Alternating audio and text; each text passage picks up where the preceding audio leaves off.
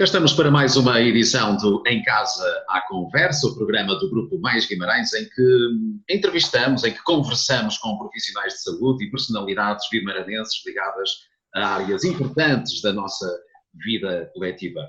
Esta é mais uma edição do Em Casa à Conversa com. Antes de iniciarmos a conversa de hoje, vou convidá-los a seguirem a página do Mais Guimarães no Facebook e também a subscreverem a nossa página no YouTube para acompanharem o trabalho que temos desenvolvido no âmbito desta pandemia da Covid-19. Hoje o convidado é Jorge Gomes da Silva, é médico de cuidados intensivos, é responsável também pelo projeto de criação e produção de ventiladores de suporte de vida sem fins lucrativos e dinamizador da AMICI, associação recentemente criada de apoio à medicina em cuidados intensivos. Antes de falarmos propriamente desta questão dos ventiladores, desta nova associação, Dr. Jorge, pergunto-lhe como é que está a sua vida, como é que está a gerir a sua vida neste período de pandemia? E agradeço-lhe a disponibilidade, antes de mais. Eu não estou em casa, mas como podem se calhar perceber pelo fundo, estou no hospital. De qualquer modo, não é? Porque era em casa com... De qualquer modo, a minha vida não posso queixar, porque, afim e ao cabo, sou dos que podem sair de casa, não é? Até estou a trabalhar.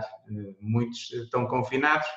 Eu tenho os movimentos limitados porque trabalho entre casa e o apoio que vou dando às pessoas e ao hospital. Portanto, com o stress que todos temos, não é? Para tentar ajudar. Mas tem trabalhado, pergunto-lhe, mais do que seria habitual noutras alturas, ou mantém mais ou menos o mesmo ritmo de trabalho? O ritmo é mais ou menos o mesmo, porque a gente já tem uma vida bastante ocupada entre o hospital e outros afazeres, não é?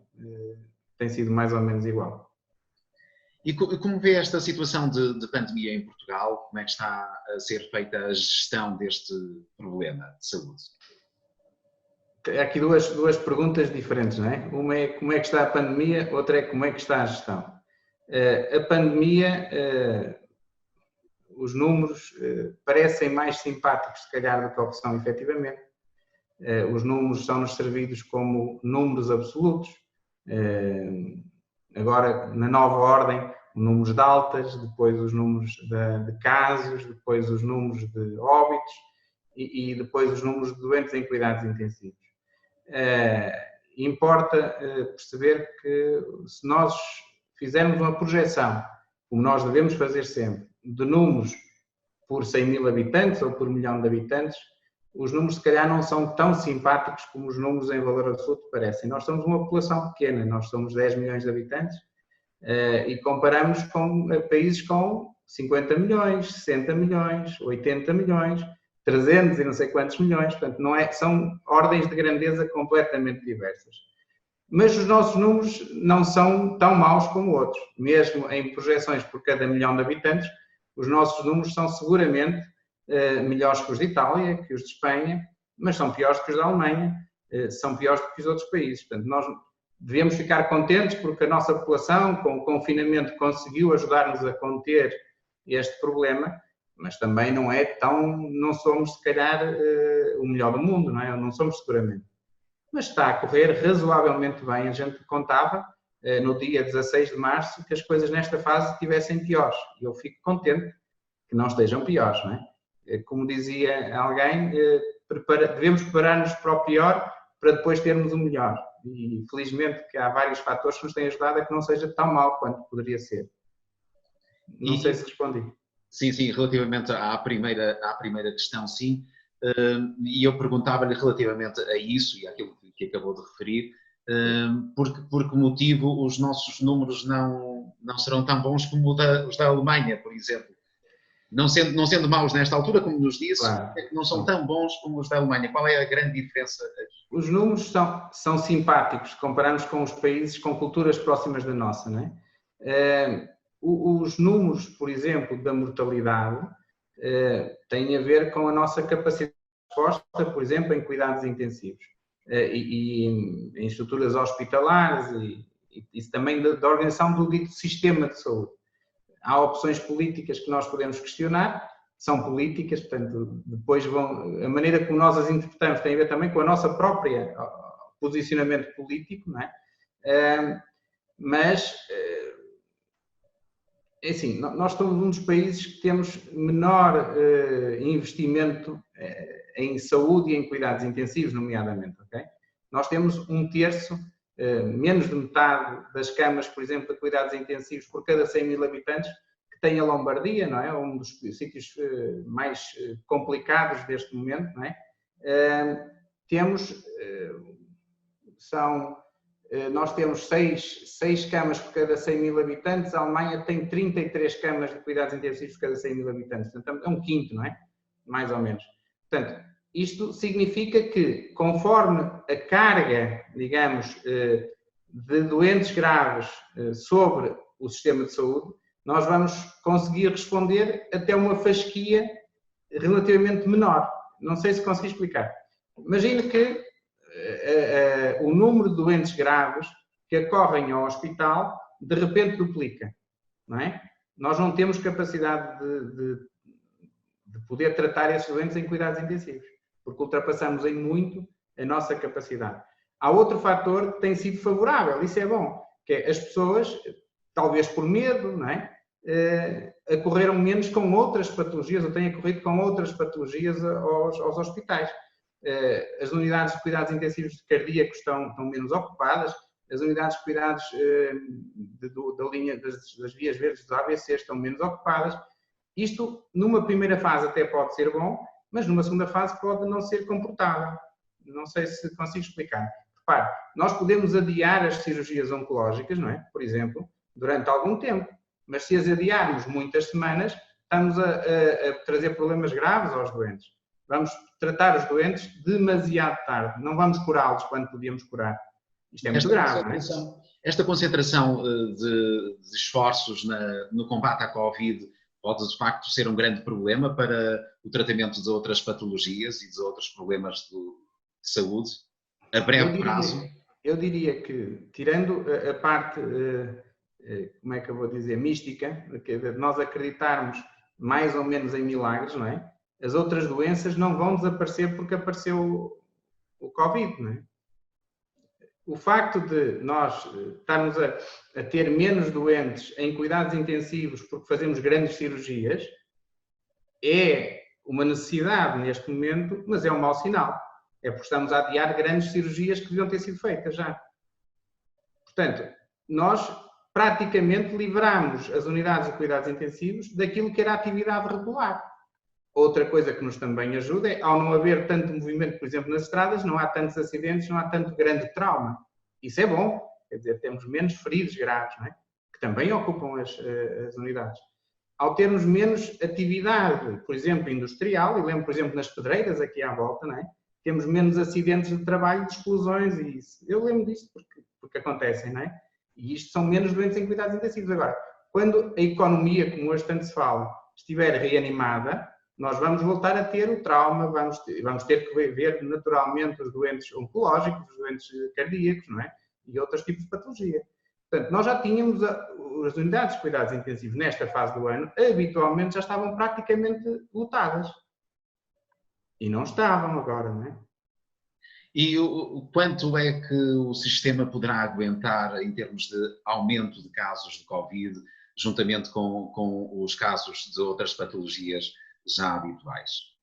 Se não sendo possível continuar com o resto da atividade parada, o sistema já ultrapassou, estará próximo de ultrapassar a capacidade de resposta. Por isso é que nós intensivistas e toda a gente, estava tão preocupada com os ventiladores. Quando nós falamos de ventiladores, não é de ventiladores propriamente dito, é com unidades de cuidados intensivos equipadas para tratar as pessoas, não é?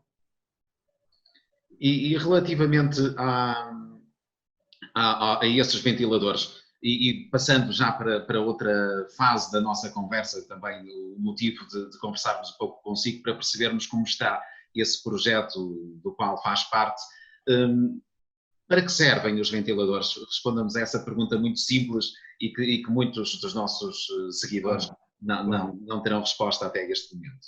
E muitos estão angustiados porque ouvem notícias, não é? Porque se tiver 80 anos ou mais, não é? ouvimos em alguns países que tem sido, digamos, um fator de dificuldade de acesso a esses ventiladores. Os ventiladores, num doente grave, com alterações graves da respiração, que a suplementação, ou seja, pormos o oxigênio, como as pessoas já ouviram tantas vezes falar, não é suficiente, as pessoas, o doente, fica exausto e precisa de uma máquina que vai fazer os movimentos, o trabalho de respirar por ela. E que vamos também por aí otimizar o fornecimento de oxigênio e de oxigênio aos pulmões e dos pulmões ao resto do organismo. Para além de, em situações de falências de múltiplos órgãos em simultâneo, uma entidade que nós conhecemos de falência multiorgânica, não é? Quando, por exemplo, nós temos um coração que já está muito fraco, está em grande esforço, não é? Se nós ajudarmos os pulmões, vamos reduzir o trabalho do coração e, desse modo, estamos a otimizar todo um sistema, um conjunto de sistemas para a sobrevivência, não é?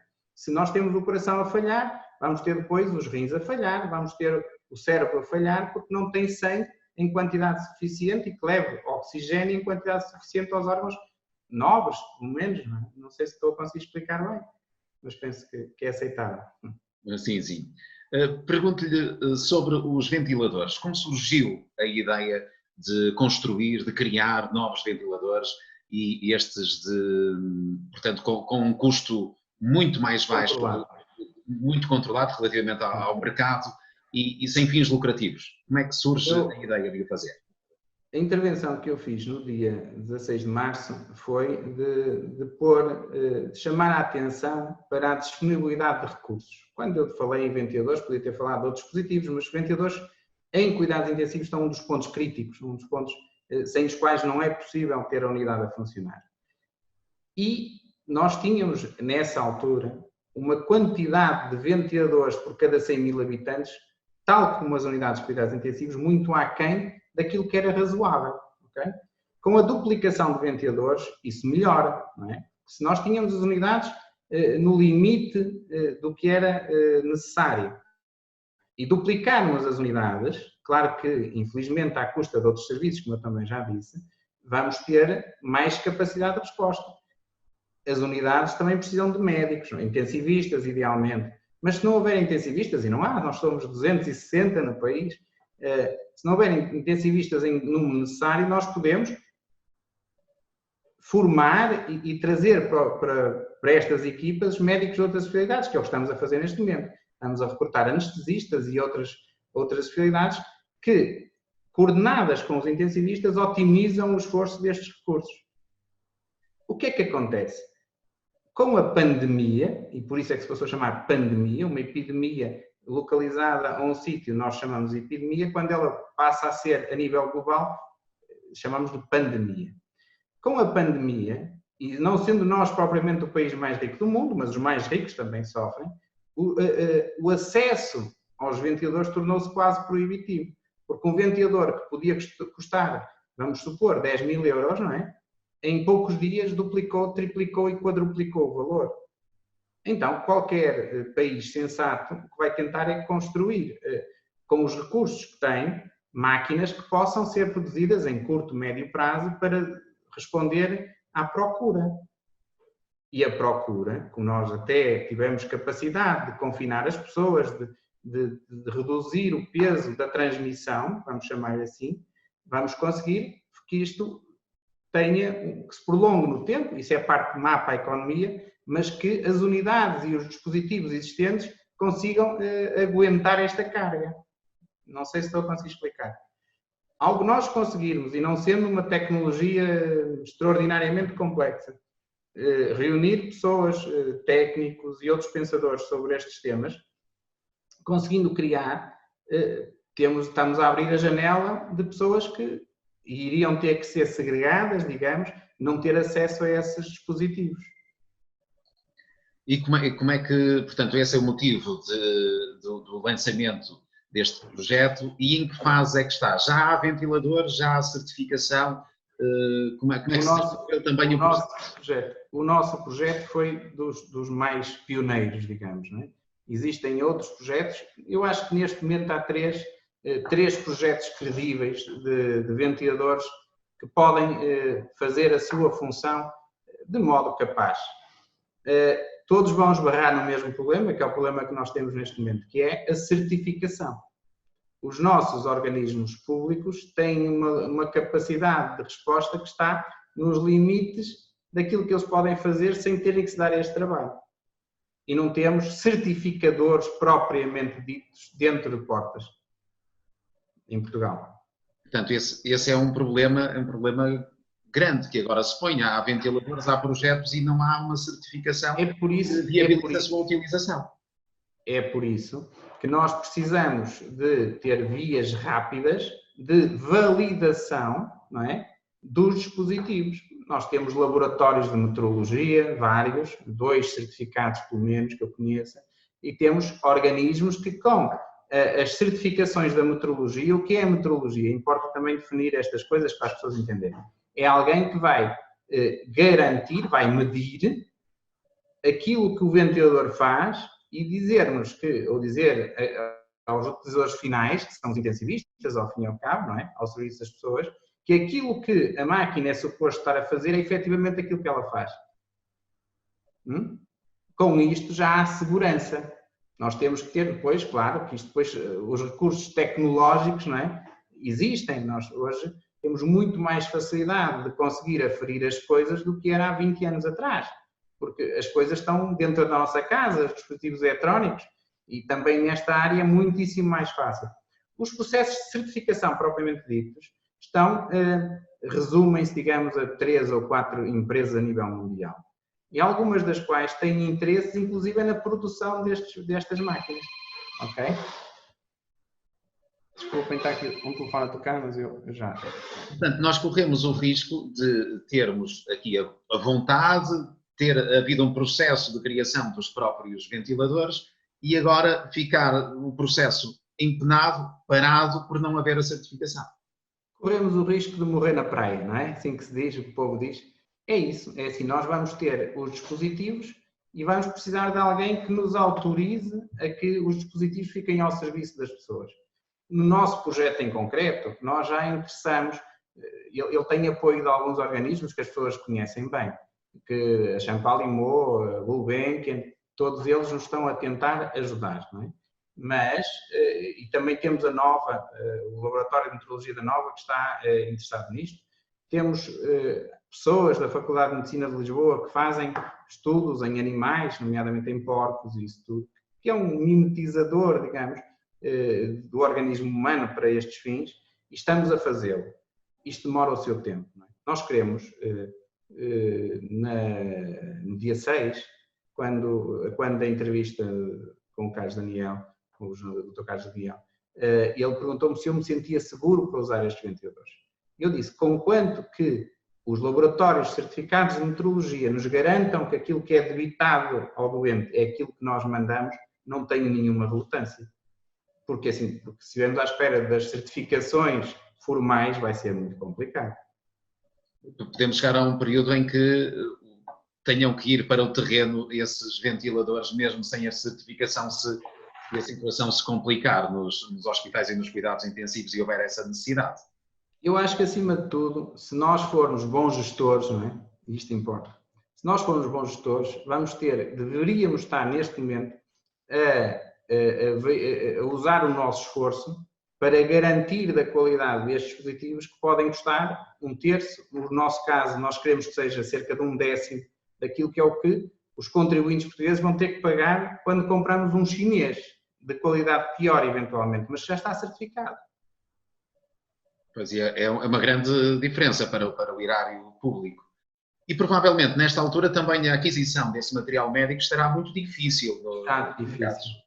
Desde que entrou, sobretudo, que entraram os Estados Unidos na procura destes dispositivos, isto tornou-se proibitivo. As pessoas ouvem as notícias e sabem que, com os defeitos e as virtudes que o sistema americano possa ter, não é?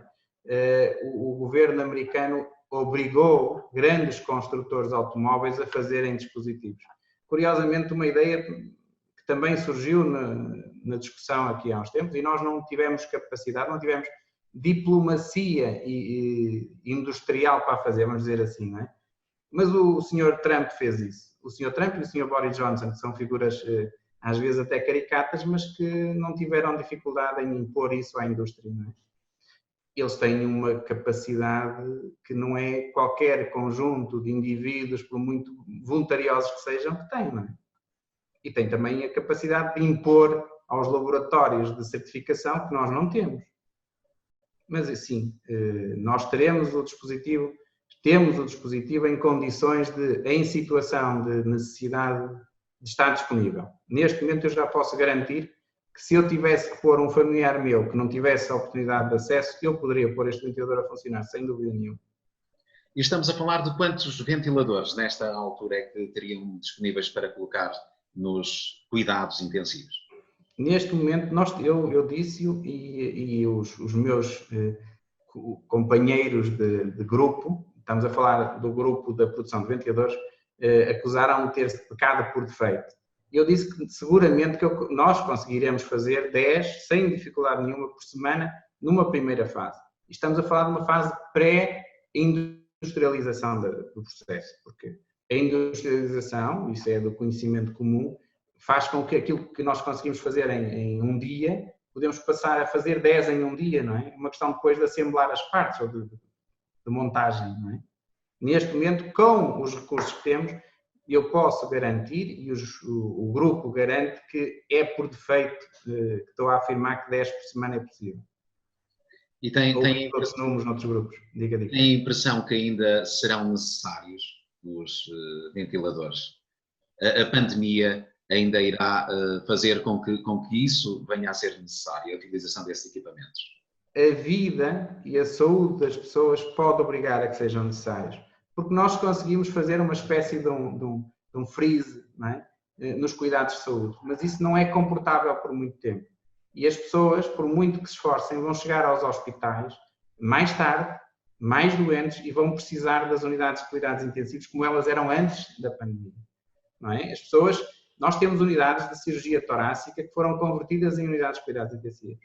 Temos unidades de blocos operatórios que foram convertidos em unidades de cuidados intensivos. Em Guimarães, por exemplo, nós tínhamos uma unidade com 7 camas e neste momento existem 21 camas. Estas camas não foram criadas no zero, foram convertidas, salas de recobro e unidades que normalmente são blocos operatórios, em sítios de cuidados intensivos onde estão doentes com Covid neste momento. E isso não é comportável por muito tempo. Depois disso, depois desse projeto, creio que um surge no seguimento do outro, depois dos ventiladores, criaram uma associação, a AMICI, que é, portanto, uma associação de apoio à medicina de cuidados intensivos. Houve necessidade de criar esta associação mais abrangente até ou indo para além dos ventiladores? Sim, não foi consequência uma coisa da outra. Pode ser útil uma coisa para a outra, não foi pensada uma coisa condicionando a outra, curiosamente, pode parecer. A AMICI aparece porque, por razões várias, eu tenho acesso a vários fornecedores de material, dispositivos de proteção, sobretudo, ventiladores e materiais de cuidados intensivos. Por razões familiares e não só, eu consegui estabelecer acesso a canais de comercialização destes dispositivos e pus-os ao serviço direto dos compradores públicos, sem nenhum interesse nisso. Eu consegui, sobretudo, ligar 3 grandes cadeias de distribuição na China ao Infarmed, aos serviços partilhados do Ministério da Saúde e às administrações regionais de saúde. Pediram valores, pediram orçamento, eu sei que eles foram fornecidos, porque estas cadeias foram também me dizendo o que ia acontecendo, e nem todos esses recursos, ou melhor, poucos desses recursos foram aproveitados. Não vou questionar o porquê, vou questionar uma coisa eu sei com certeza, é a capacidade de resposta em tempo útil, quando estamos a falar numa espécie de bolsa de valores de aquisição de equipamentos. Portanto, se nós não temos uma estrutura pública com a agilidade que permita eu hoje conseguir, como é que eu vou dizer, arrecadar uma série de ventiladores, e vamos falar dos ventiladores que é mais fácil de perceber, que eu consigo, mas só tenho esta oferta, só fica segura durante 24 horas, Se eu não conseguir pagar em 24 horas, eu perco estes ventiladores, ou melhor, estes dispositivos, com outro concorrente, que também tem pessoas a sofrer e que também precisa deles. Não é? Estamos a falar da necessidade, por exemplo, que Seattle, na altura que ficou com alguns ventiladores, que zonas de Itália, que zonas da Sérvia, e são ventiladores que nós tivemos acordada a aquisição e que não conseguimos comprar. Portanto, o que é que eu, pequenino, achei que devia ser feito? E como havia propósitos de industriais dizerem, doutor, se conseguir, traga os ventiladores que nós pagamos. Eu disse, eu não posso fazer isso como indivíduo, eu não posso, porque amanhã eu paguei com o seu dinheiro um ventilador e podem pôr em causa que o ventilador custou 48 mil euros quando devia custar 13 ou 14. Portanto, então eu defini, ok? A maneira que eu tenho é fazer uma associação sem fins lucrativos, que eu espero que esteja bem blindada para evitar desvios, porque nós não queremos raríssimas por aí, não é? E desculpem a menção, não queremos, e eu não quero acima de tudo, eu tenho a minha vida, não é? Não quero sair prejudicado quando tentei ajudar as estruturas. Eu quero que as coisas estejam bem balizadas. No dia em que houver recursos suficientes, vamos perceber o que é que o sistema ainda precisa. Se as coisas continuarem como está, pode dar-se o milagre de não ser preciso nada. Porque a sociedade civil tem-se mobilizado extraordinariamente e tem disponibilizado recursos que era impensável, acho eu, até há algum tempo. Mas esta é a nossa maneira de tentar ajudar. Agora, sem que depois alguém que peça as contas eu não as possa prestar como deve ser. E que trabalho é que vão realizar junto das unidades de saúde? Que apoio A intenção é, como há uma certa perversão com donativos, eu vou explicar. O indivíduo A oferece 10 ventiladores ao Hospital X. Não é? O indivíduo B oferece mais 10 ao Hospital X. O que é que vai acontecer? O Hospital X, que vamos chamar-lhe assim, no dia após a crise vai ter 30 ventiladores, quando efetivamente só precisa de 10. E o que vai acontecer aos outros 20? Na nossa realidade é que vão ficar encostados num estaleiro qualquer sem utilidade. Portanto, a intenção foi, esta associação, isto é uma intenção, espero que seja possível, ser a proprietária destes dispositivos e poder disponibilizá-los em qualquer altura de crise, a qualquer unidade que deles precise. É uma intenção, é um propósito. É, por exemplo, em Portugal temos um excedente de ventiladores e o excedente é tudo relativo. Porque se nós tivermos 1/5 das camas de cuidados intensivos da Alemanha, só vamos ser equiparáveis à Alemanha quando tivermos 5 vezes mais os ventiladores que temos. E isso não é o que temos. Neste momento temos 2 vezes. E, eventualmente, quando eles chegarem, teremos 2 vezes o que tínhamos. Mas é assim, para 5 vezes ainda faltam muitos ventiladores e muitos dispositivos e muitos médicos. Não é? Também não sei se estou a conseguir explicar. Relativamente aos ventiladores, portanto, ainda há uma falta de ventiladores em Portugal. Portanto, há muitos daqueles que foram comprados, adquiridos, ainda não chegaram ao sistema. E temos ventiladores que, felizmente, estão a ser também, ainda há muitos que ainda não chegaram, isso é público. Dos que foram comprados ainda chegou nem metade. Mas temos também outros que estão a ser deslocados de umas funções para outras, provisoriamente, mas que eles vão precisar de voltar ao sítio onde estavam. Os ventiladores de anestesia não são ventiladores para cuidados intensivos, mas alguns deles foram realocados e recondicionados para serem de cuidados intensivos. Há ventiladores que já estavam fora de circulação, são ventiladores já arcaicos, que tiveram que ser revitalizados. Infelizmente houve muitos donativos, mas muitos vieram coisas que não têm interesse. Há ventiladores que chegaram ao nosso país, há alguns donativos que não foram devidamente validados com qualidade para serem usados no dia-a-dia, sobretudo depois da guerra. Não é? E na sua perspectiva, esta guerra contra a Covid-19, contra este coronavírus, vai ficar por cá até quando? Eu diria que não vai ser a guerra dos 100 anos, mas vai demorar muito tempo a acabar, não é? Porque as guerras podem ser, resumir-se a uma batalha ou podem ter várias batalhas. E esta vai ser seguramente uma guerra de muitas batalhas. A primeira batalha, ou a próxima onda, eventualmente será quando nós começarmos a abrir a atividade, a vida, a aproximar-se da normalidade. E já temos casos disso. Nós já temos, em consequência da necessidade de algumas pessoas, sobretudo casais, por exemplo, eu conheço um caso de um agente da autoridade que é casado com uma enfermeira e que tem uma criança e que nenhum dos dois podia ser dispensado. Isto aconteceu aqui em Guimarães. E, portanto, não é longe. E obrigaram um infantário a ficar com a criança. Um destes dois, ontem, apareceu com Covid positivo. E a criança provavelmente já esteve a infectar os educadores. Apesar das medidas. Isto é muito complicado, porque assim, isto é uma célulazinha. Imaginem quando isto chegar a números grandes. Nós vamos voltar a ter uma onda de infecções. E isto vai voltar aos hospitais.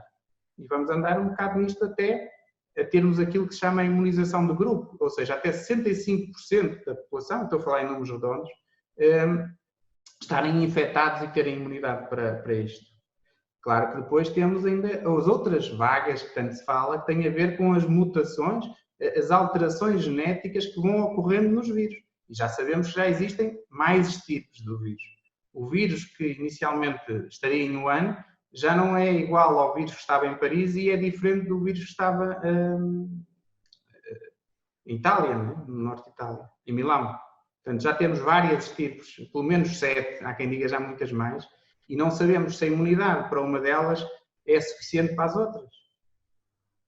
Isto é muito complicado. Eu não quero... As teorias podem assustar as pessoas. Eu acho que nós devemos estar cautelosos, devemos ser cuidadosos, mas temos que... Não é? As pessoas têm que ter uma vida o mais normal possível, concordamos. Portanto, é preciso adaptar hábitos, comportamentos, cientes que isto não acabou, não é? E concorda agora com o levantamento de ou colocação de alguma liberdade de circulação neste período em que estamos em emergência? Há agora, digamos, um certo levantamento do peso. Uma pressão. Existe uma pressão. Restrições, não é? E concorda com isso? Era tempo de regressarmos a alguma normalidade um pouco mais cuidada ou devíamos permanecer neste estado de emergência que estávamos até agora durante Eu acho que em quase tudo na vida, na medicina e na vida, o bom senso vai ter que imperar. Nós não podemos viver fechados muito tempo, mas temos que ser cuidadosos, portanto, temos que aprender novas maneiras de estar. Isso seguramente. Teremos que adaptar-nos às realidades diferentes, mas a vida como era antes, seguramente que durante muitos meses não vai ser, no futuro próximo. Vamos ter que ter muitos meses ainda de condicionamentos. Se eu concordo ou não, é muito complicado. Um médico intensivista vai ter sempre mais relutância em dizer abram tudo que um economista ou que um industrial. O industrial, que está aflito, está preocupado porque a sua indústria está em vias de ser inviável, porque não tem matérias-primas e não tem escoamento dos seus produtos, também é um problema muito grave. Porque assim, nós já temos mais pessoas a passar fome que o que tínhamos há 2 meses atrás. Isto é uma coisa que eu acho que é importante que estejamos atentos. Porque assim, eu acho que devemos contabilizar os mortos pelo Covid, e desculpem-me a dureza das palavras, mas também temos que contabilizar os mortos por causa do Covid. Mesmo que nunca tenham conhecido esse vírus. E vamos ter pessoas a morrer, espero que não de fome, mas muitas pessoas a passar fome por causa do Covid e por causa das medidas para conter o Covid. Portanto, nós vamos ter que nos adaptar, vamos ter que nos mobilizar e vamos ter, com certeza, gradualmente que abrir os negócios, mas encontrando fórmulas adaptativas. Teremos uma grande transformação da nossa vida. Será muito diferente daqui para a frente. A vida... eu recordo de ler isto no dia 4 de março. O Presidente da Sociedade Europeia de Medicina Intensiva quis a sorte que no momento em que isto aconteceu é um intensivista de Milão. E ele, no dia 4 de março, fez uma carta para os intensivistas, aos sócios da Sociedade Europeia de Medicina Intensiva, em que ele dizia, e com muita razão, para além de alguns conselhos práticos, ele dizia que seguramente nunca mais a vida, nunca mais nós íamos ser como éramos antes disto. E eu não tenho dúvidas nenhuma em relação a isso. Eu concordo com ele plenamente. Vamos ter... Nós devemos ver as coisas positivas e as menos positivas. Devemos preparar-nos para as coisas menos positivas e aproveitar o melhor possível as mais positivas. E há coisas boas também em consequência disto. Seguramente que há uma onda humanitária e de cuidado para com o próximo que eu acho que nós devemos de perceber. Nós temos gestos de humanidade como se calhar já não vimos há algum tempo. Acho que isto é positivo, não é?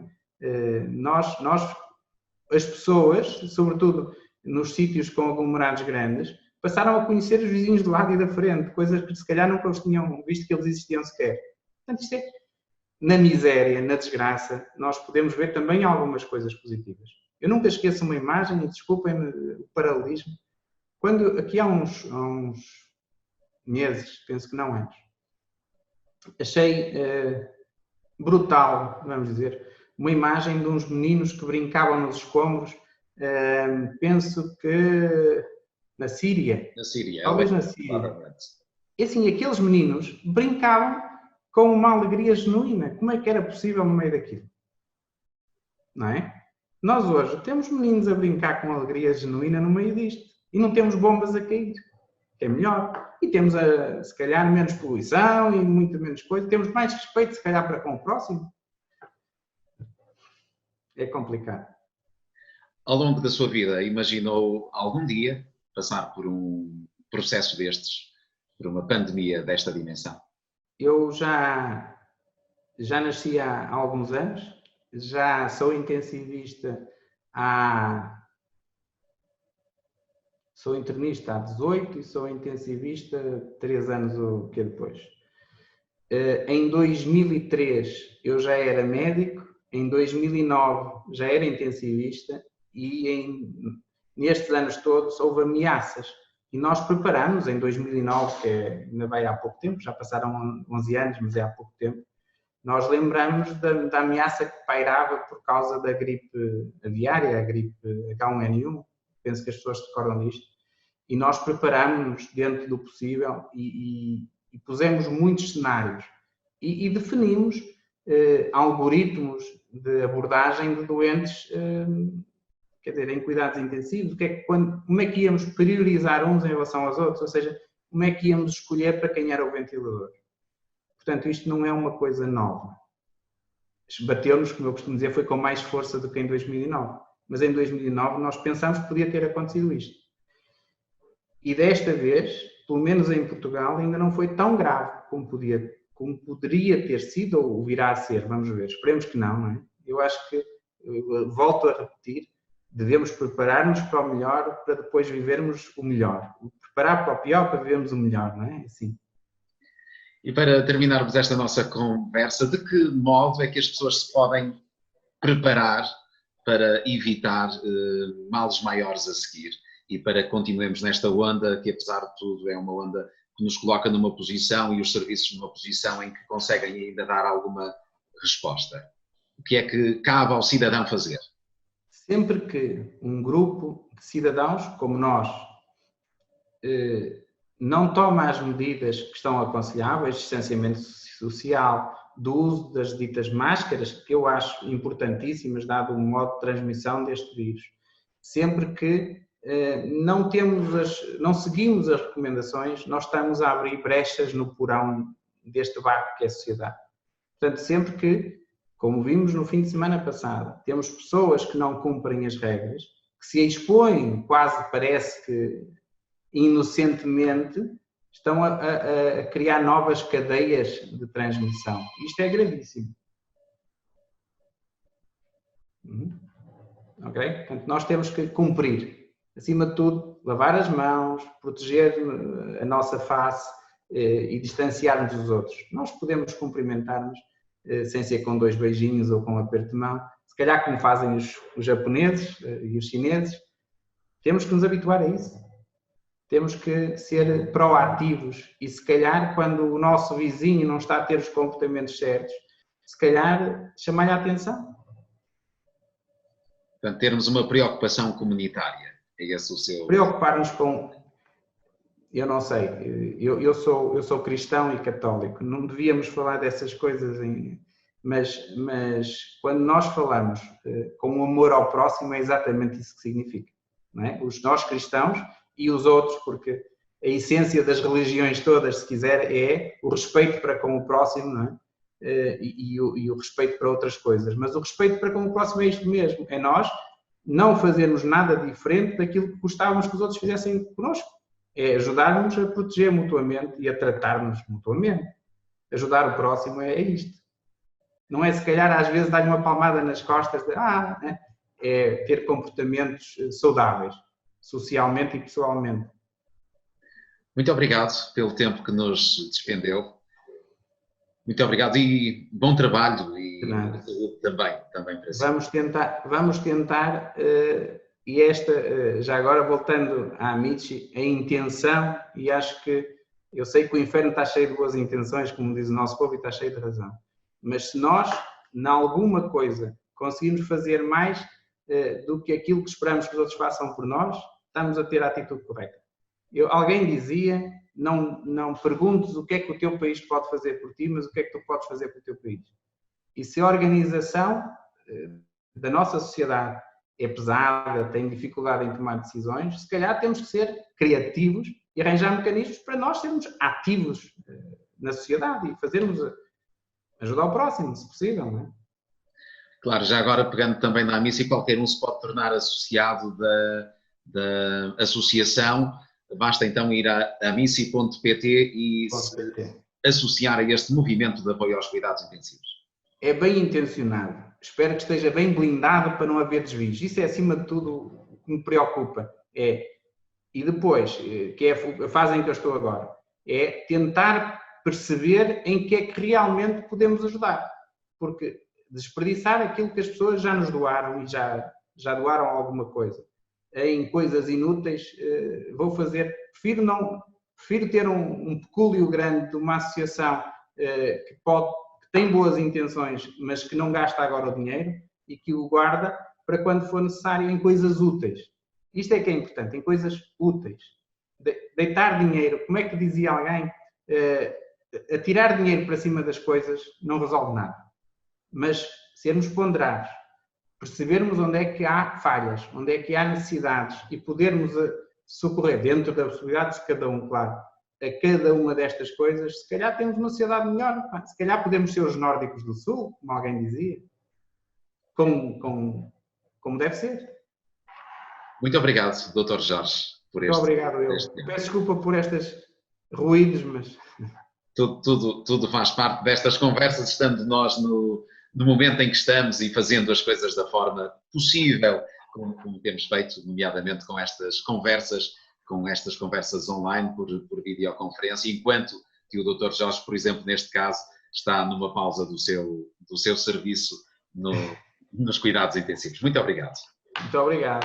Boa tarde. Conversa com Jorge Gomes da Silva, médico de cuidados intensivos, responsável do projeto de criação e produção de ventiladores de suporte de vida sem fins lucrativos, dinamizador também da AMICI, Associação de Apoio à Medicina em Cuidados Intensivos. Foi a conversa de hoje. No próximo domingo voltaremos a falar e agora de outras coisas. Vamos falar sobre o cinema com o cineasta Rodrigo Areias, produtor de cinema vimaranense. Vamos perceber como está também o cinema, nesta altura parado devido à pandemia. Vamos perceber também o impacto que isto pode ter nessa área da cultura. Obrigado por estar desse lado nesta noite, ligado ao Mais Guimarães.